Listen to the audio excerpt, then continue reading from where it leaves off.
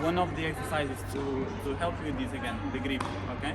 So the best exercise to work on this is to sit here, but before you start, the most important thing when you hit your forehand is the way you hold the racket, okay? So instead of holding like you do here, it's easier or you have more margin to progress if you put your hand like that. It's called semi-western grip, okay? And when you do the first position, your hand is naturally, you see, like you did, facing the fence, okay?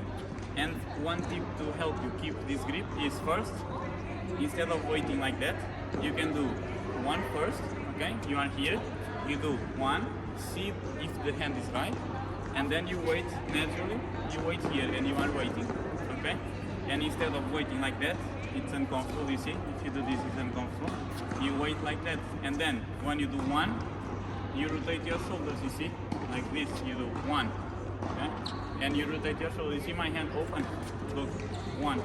So the best exercise to work on this is to sit here, but let's, instead of sitting like this, okay, you can sit sideways already, okay, like this, and you keep the racket here, okay, and then you just do this, you see, instead of doing like that, you see my hand, like you did like this, racket down, strings pointing down, okay, ball in front of you, and this, again, here,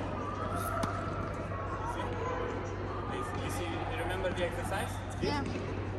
Here, here, finish. The most important thing in the beginning is not to play fast. You need to dominate the top spin first, and once you do this, it's easy to accelerate.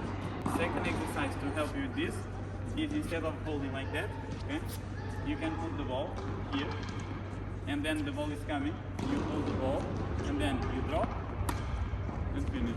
Here, okay, racket is facing down, holding the ball, and when you go down, okay, the ball drops and you play down.